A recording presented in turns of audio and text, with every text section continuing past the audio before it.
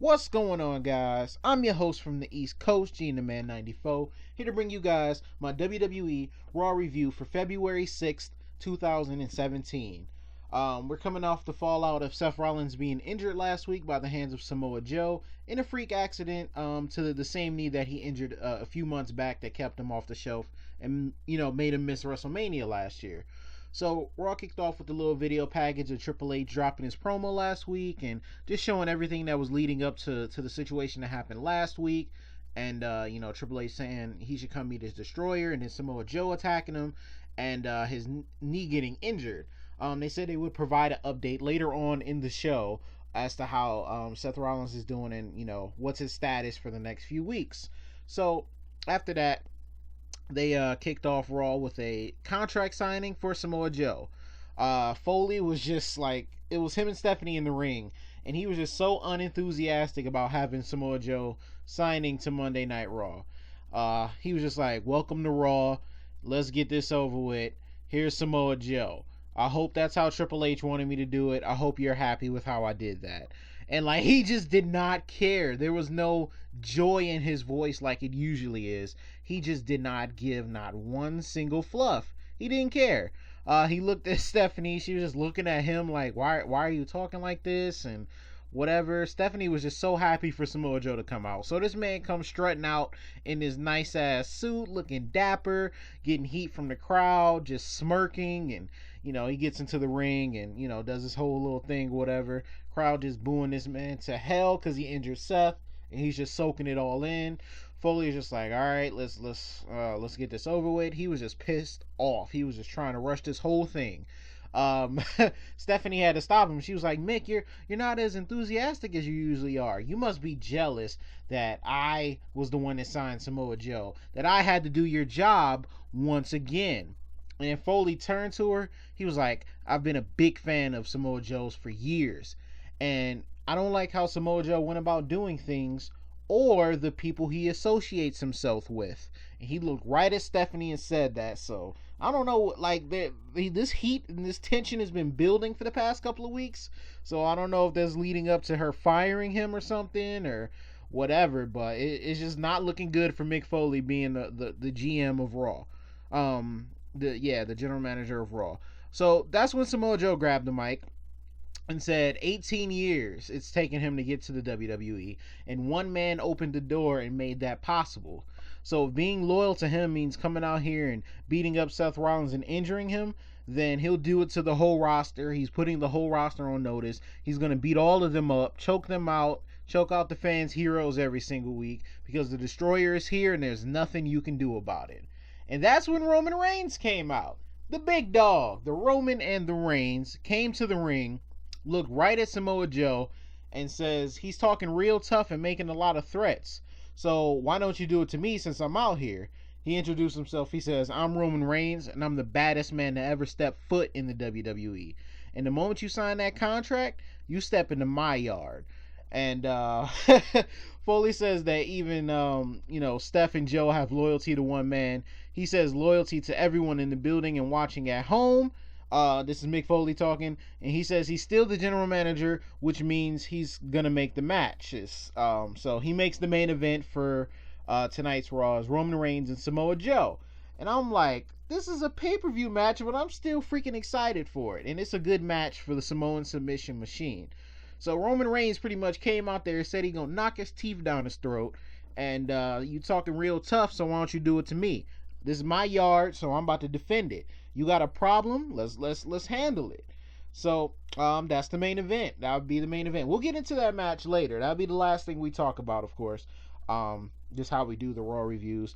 By the way, if you guys could just stop and like the video, subscribe if you guys are new, that'd be much appreciated. I definitely would appreciate it. I think we're up to like 136 subs, and this is just crazy.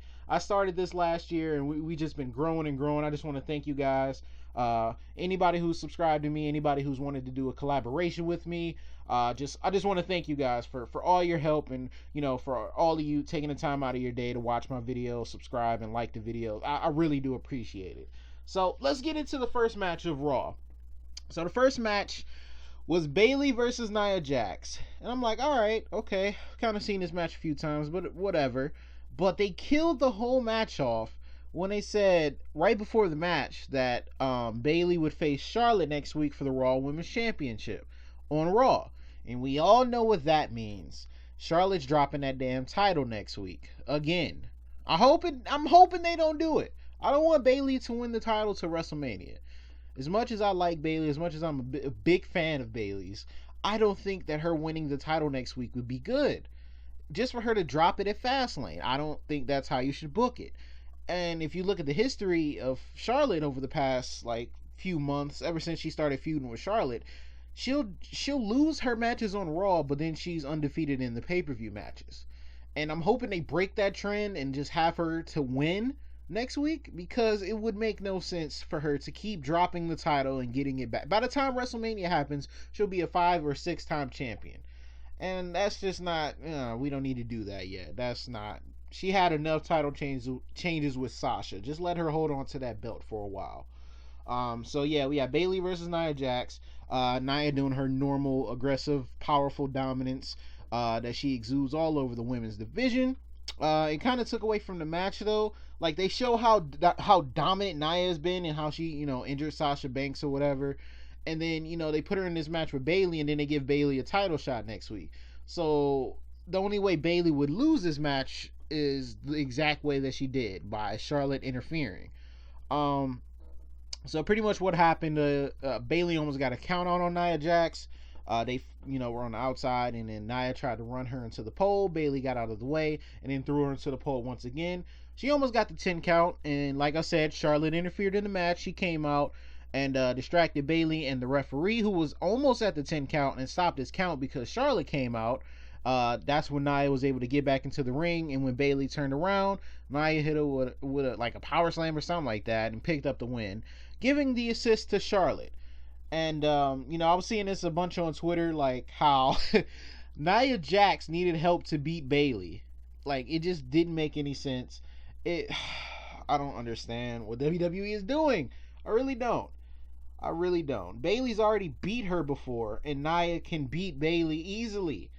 Why are we having somebody else? I mean, I get it. You're building the heat for Charlotte, but why is that the way you needed to build the heat?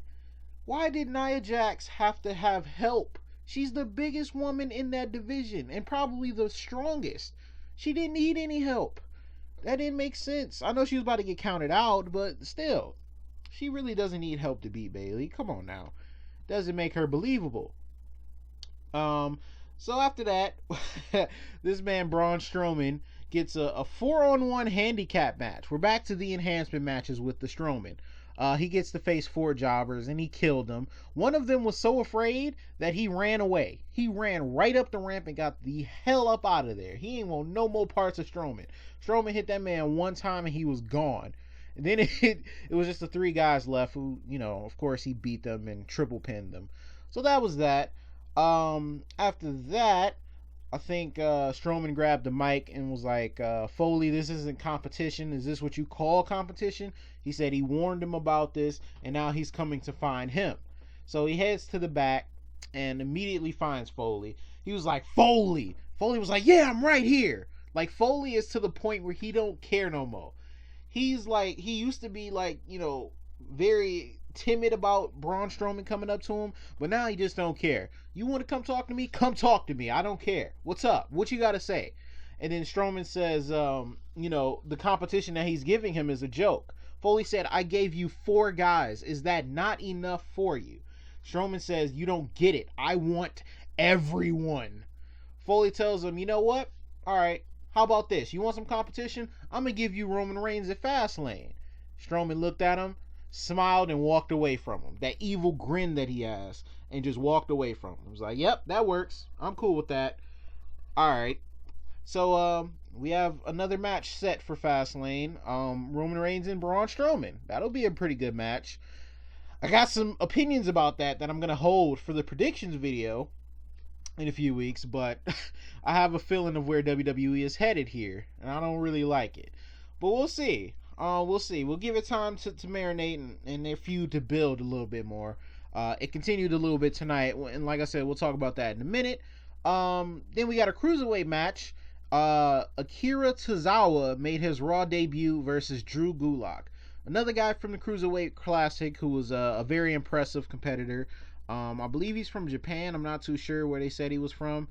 He's a short, powerful, striking guy. He moves and hits quickly and with a ton of strength. And he hit this quick German suplex that Gulak wasn't prepared for. Picked up the victory. It was a pretty good match, actually. It was longer than 3 minutes. They finally gave some cruiserweights some time on Raw. We did get a very solid match, and the crowd got behind Tazawa. They got behind him. He does this thing where he yells like "ha" like a bunch of times, and I guess he's hyping himself up and hyping the crowd up. But hey, it works for him. It worked for the crowd, who was particularly dead tonight. They were pretty dead. This crowd was not good. They kind of sucked. I think they were in Portland or something. I'm tired of these horrible cities who just are dead for most of the night. But yeah, Tazawa was able to pick up his victory and continue to, begin his journey in the Cruiserweight division. So after we got the Cruiserweight match, we got Kevin Owens and Chris Jericho. They came out, and Owens said that last week, he said he's been proving people wrong his whole career, and he did it once again. Nobody gave him a fighting chance against Braun Strowman, and yet he's still the WWE Universal Champion. That's when Jericho says that after he defends his title against Sami Zayn, he'll still be the United States Champion and the greatest of all time, and he has a bone to pick with someone they also call the GOAT. And then Jericho put Tom Brady on the list for stealing his GOAT gimmick. And then he said he wanted to talk about WrestleMania with Owens. He says he has a bigger match in mind for the Universal Championship. Best friend versus best friend. And he still wants to face Kevin Owens at WrestleMania for the title. Owens is just like, dude, you're bringing this back up again. I'm so tired of this. And the crowd was agreeing with Chris Jericho. They wanted to see that. And Owens says, you know what? You're right. The biggest main event in history. But Chris, I'm not sure I can fight my best friend. I'm not sure I can do it. And then he just started to list the reasons why. And that's when Goldberg's music hit. And I'm like, here we go. I already knew what this was leading up to. So Goldberg comes out, didn't hit his head on the door, the wall, so he wasn't bleeding, he wasn't disoriented, and was able to speak fluently. So Goldberg comes in the ring. He says, you have two chances, ladies. You either step aside or you grow a pair and take me on 2-on-1. So they just step aside and stand in the corner and let Goldberg have the ring and talk. Goldberg talks about WrestleMania 33 and how Brock Lesnar and Paul Heyman issued him a challenge last week. One last match at WrestleMania 33. And he accepted. He accepts the match against Brock Lesnar to do it one more time and to end their thing once and for all. And then that's when Owens was just like, yeah, that sounds like a great match, you and Brock. That'll be a perfect undercard match for WrestleMania. And just completely disrespected both of them. And I thought that was funny. That was hilarious. They're having Kevin Owens step up to Goldberg. And then Goldberg was just like, oh no, then Owens was like, do you know why I'm the longest reigning WWE Universal Champion in history? And Goldberg was like, yeah, because you've never faced me. So since you have an open card for Fastlane, why don't you face me at Fastlane for the title? And then that's when Jericho intervened. He was like, you know what happens when you make a match? And he went to go put Goldberg on the list. Goldberg very, very gently takes the list out of his hand, grabs the pen, and puts himself on the list. He was like, look at that, Portland. I just made the list. And Jericho was like, wait, that's not how this works. That's not how this works. You know what, Goldberg? I've never liked you. You have a big fat mouth. And if you want to fight at Fastlane, you have one. Goldberg inched closer and closer to him like, yeah, you want to fight me? I'm sure you don't want to fight me. And Jericho looked at him. He was like, versus Kevin Owens for the Universal Championship. And Goldberg said that Owens and his title are next. Owens was pissed at this point because Chris Jericho accepted a match on his behalf for the Universal Championship against Goldberg.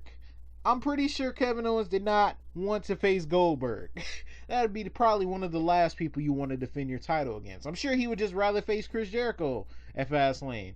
But yeah, so Mick Foley and whatever, they all confirmed it. This will be the main event for Fastlane, the WWE Universal Championship match. Goldberg and Kevin Owens. Oh boy, that should be fun. So, after that, Owens left the ring and left Jericho behind because, like I said, he was pissed. Why would you accept that match for me? So, in the backstage, Owens is going off on him for making the match. He was like, you're supposed to have my back. Why are you out there making matches and accepting matches on my behalf?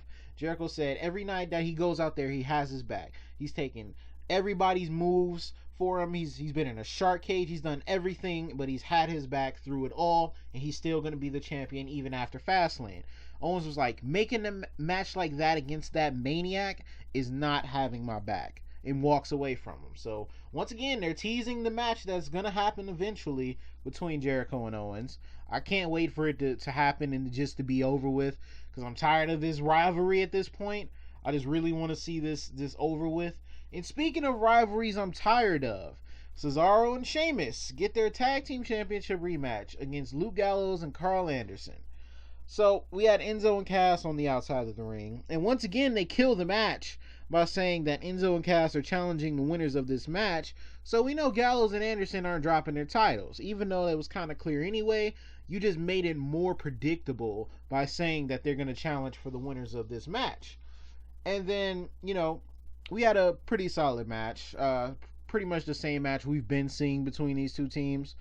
Typical Gallows and Anderson fashion. They cut off the ring against Cesaro and Sheamus. But the match did not end cleanly. And of course, with Enzo and Cass on the outside of the ring, that wasn't going to happen. Not that they interfered or anything, but something led up to them being, involved in the match. So we had Luke Gallows knocked out of the ring, I believe by Cesaro or whatever.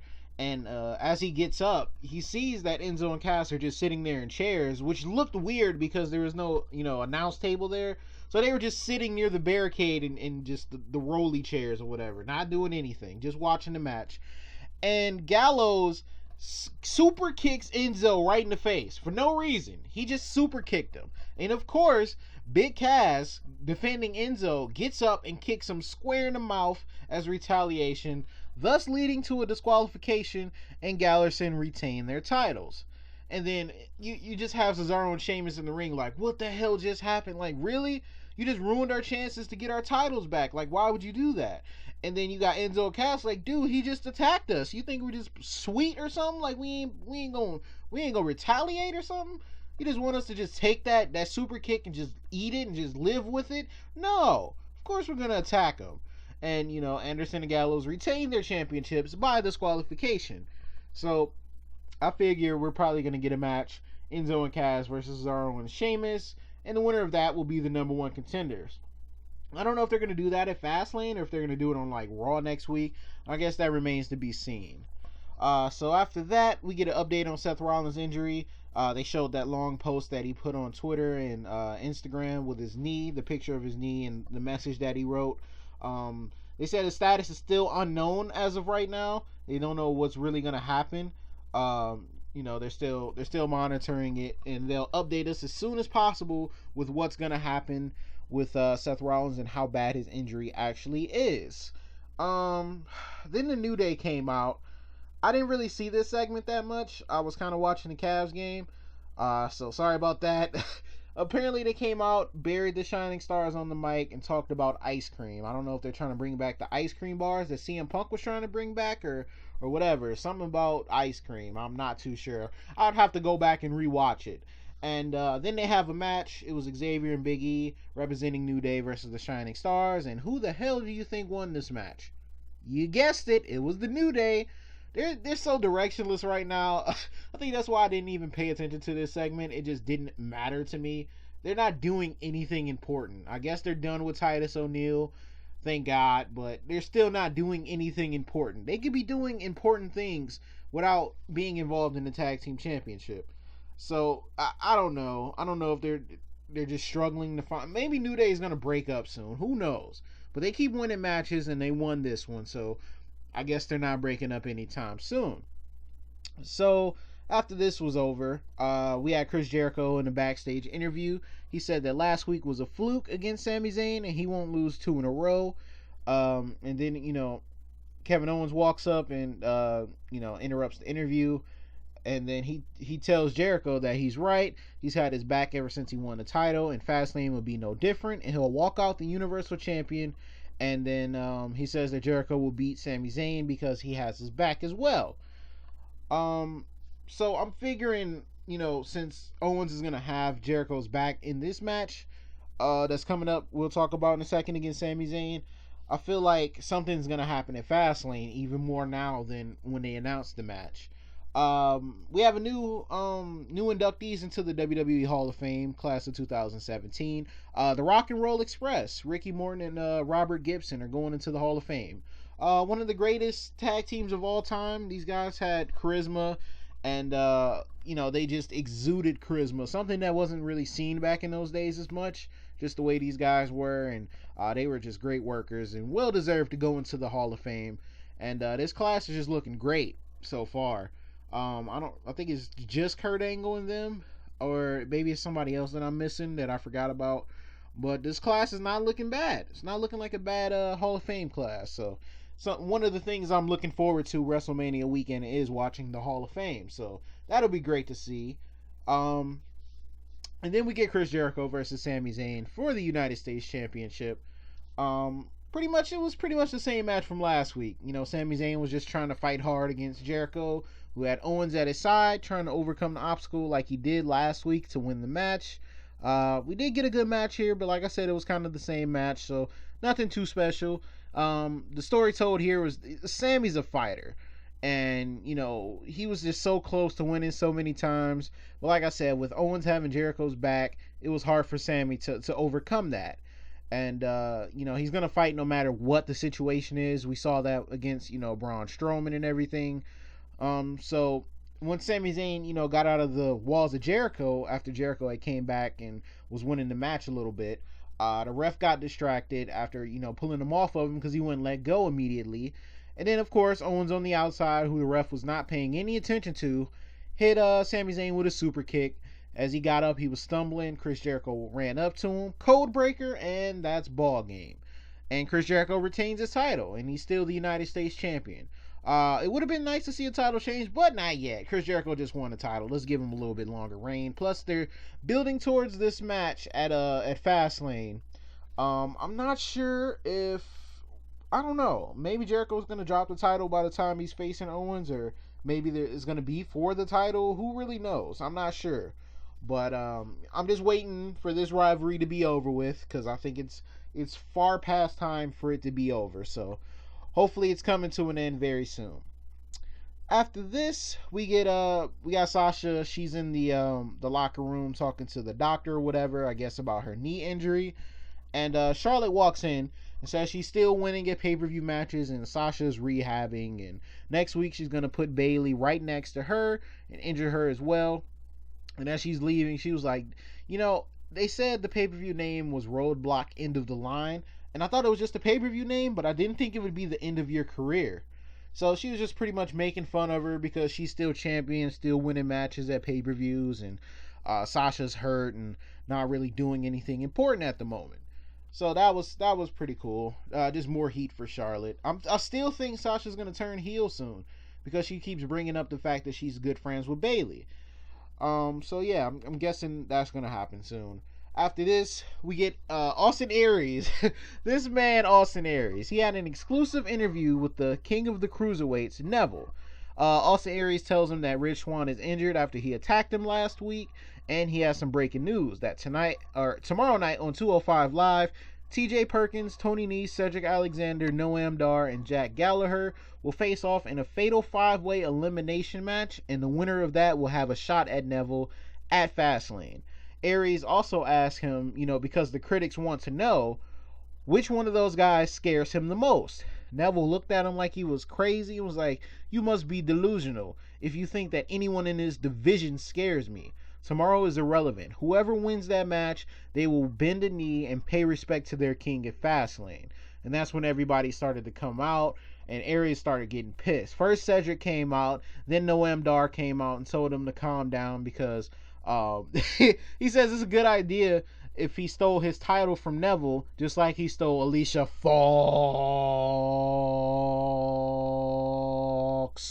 away from Cedric Alexander. And then you could just see that Austin Aries was just getting madder and madder and madder. Then Jack Gallagher came out and says he's compelled to say that he's going to have, if we're going to have a king of the Cruiserweight division, he should be a gentleman. Then Tony Nese comes out, and I don't know how many people caught it. I put this on Twitter, but it was just freaking hilarious. This man Austin Aries was like, "Oh, here comes Tony Nese's abs." I'm like, bro, come on, man. I can't be doing this right now. Like, I can't with Austin Aries. This man is freaking hilarious. And when he's done wrestling, I hope he does something like commentary or something like that. This man just, he's just freaking hilarious. And his comebacks and just his overall journalism abilities, as he says, is just on point every single time. And he has me cracking up. So yeah, Tony Nese came out, and then TJ Perkins came out, says he's already been Cruiserweight champion unlike anybody else other than Neville, so he's going to do it again. And he tells Neville they have unfinished business, and then a brawl breaks out, and that's when they go to commercial. They were all fighting each other. I think Gallagher went after Neville for a little bit. Noam Dar jumped in, and yeah, they were just brawling all over the place. When we came back, we had a 6-man tag match, and I'm like, here we go, just throwing all the cruiserweights to one match again. It was Neville, Tony Nese, and Noam Dar versus Jack Gallagher, TJ Perkins, and Cedric Alexander. So Neville was just trying to lead his team to victory and, just trying to coach them up a little bit. He wasn't in the match. He was just on the apron, and he was pretty much arguing, trying to tell Noam Dar what to do. We had Jack Gallagher headbutting people, and this match was just all over the place. It was not a calm match. When it came time to tag in Neville, he got off the apron, took his belt, and got the hell up out of there. Noam Dar's just looking at him like, yo, dude, I need to tag you. I need to get out of this match. We're like, what are you doing? He just left his team there to take a loss. I believe Cedric Alexander hit Noam Dar with the lumbar check, or maybe it was Tony Nese. I kind of forgot. Because like I said, the match was chaos, and that was it. Jericho thanks Owens for having his back in his U.S. title match against Sami Zayn, and he says that next week they need a festival of friendship. They'll be in Las Vegas, and they need to celebrate. It'll be the WrestleMania of friendship, and Owens said he wouldn't miss it for the world. Whatever the hell that means. I guess we'll see next week, but I'm not too sure what a festival of friendship is. I guess it's going to be something stupid, I bet. I bet you it's going to be something stupid. It sounds stupid, so I know it's going to be stupid. But nonetheless, after this, we get the main event match. Roman Reigns versus Samoa Joe. I'm like, okay, this is going to be a good match. Like I said, they should have probably did it on a pay-per-view, but oh well, this is a good main event. So as Roman Reigns is making his entrance, he came out first. He gets attacked from behind by Samoa Joe. So Samoa Joe came and attacked him from behind before the match, before it could get started. I went crazy. Reigns should have known, based off of last week, what Joe was about. He was not playing no games, and especially with the Roman. He had to take him out before the match could get started. So he was just throwing him into the barricade, throwing him into the ring apron. I think he hit like a running senton on the outside. He was just messing this man up. He was getting them all primed up before the bell could even ring. So they come back from commercial. Reigns finally crawls into the ring, and the ref starts the match. And then, Reigns still wasn't ready. Joe was picking him apart for a good part of the match. Reigns was finally able to go on the offensive, but he was still feeling the effects from that attack before the match started. They had a nice little back and forth type of match a little bit. Reigns was trying to defend his yard, and you had Samoa Joe trying to make another statement. This was great. This was a great match. I enjoyed every single part of it. Someone else you didn't think you would ever see in the WWE, AJ Styles being one of them, but Samoa Joe, let alone on Monday Night Raw. And he's there. It's weird seeing him there.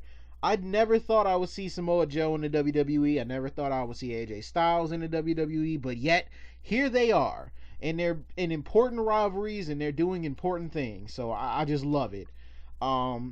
So then, as the match was building up towards the close, Reigns was building his comeback, and I think he had like a Superman punch, and he was about to go for the spear. And right as he's about to do it, Braun Strowman comes out. His music hits, and Reigns just looks like, really? We're doing this again 2 weeks in a row? You gonna interfere in my match 2 weeks in a row? You cost me the title last week, and oh wait, did Reigns fight for the title last week? Nope, I'm tripping. I'm sorry. He didn't interfere in his match last week. I don't think that happened. Anyway, Strowman came out again, and Reigns is distracted by him, of course. And then I think Joe hit him with like a Uranagi and picked up the win and got the hell up out of there because he was not about to mess with Braun Strowman. So Braun Strowman gets into the ring after the match is all over. He picks up Reigns, gets him out the ring, and threw him into the barricade or whatever, and I think hit his head on some steel steps, and then he picked up the steel steps and he smacked him in the face with them. Yep, he just got the steel steps and just hit him in the face with them. No fucks given. And then after that, he picks him up, holds his face against the he picked him up, held him against the ring, and just held his face like, I told you I was gonna come for you. He picked him up like he was about to do the running power slam and ran him into the barricade by the timekeeper in where the ring bell is and all of that. He ran him into the barricade, of course breaking it, and then he gets up and then he does this Braun yell, and that's pretty much how Raw ended. Roman Reigns got pretty much screwed out of his match by the Braun Strowman, trying to get some heat on Strowman, but the crowd just loved what he did. So I don't know. They're just gonna have to turn Reigns heel at this point. I don't think there's no saving him his face. You're just gonna have to turn this man heel. The crowd loved what Joe did to him. The crowd was loving what Strowman did to him. So I don't know. We got a great thing going on between Roman Reigns and the Braun Strowman. We'll see where Samoa Joe goes from here, who he's gonna target next. And we had a pretty solid episode of Monday Night Raw. I enjoyed it. I mean, it wasn't the greatest, but it was a solid episode. I'll give it a B. I enjoy it for the most part what happened. Like I said, they got to stop killing the matches before they happen, and pretty much making it too predictable. But it was all right. It wasn't a bad episode of Raw. I'll give it that. But yeah, let me know what you guys thought down in the comment section down below. Did you guys think it was a good Raw, average Raw, bad Raw? Just let me know what you guys thought. What was your favorite part of it? How you guys feel about Goldberg and Kevin Owens at Fastlane for the title? I know how I feel about that, but I'll save that for another video. I just want to thank you guys for watching. Thank you guys for subscribing. Like the video if you guys enjoyed it. Subscribe if you guys are new to the channel. It's very much appreciated. And I'll talk to you guys later on. Peace.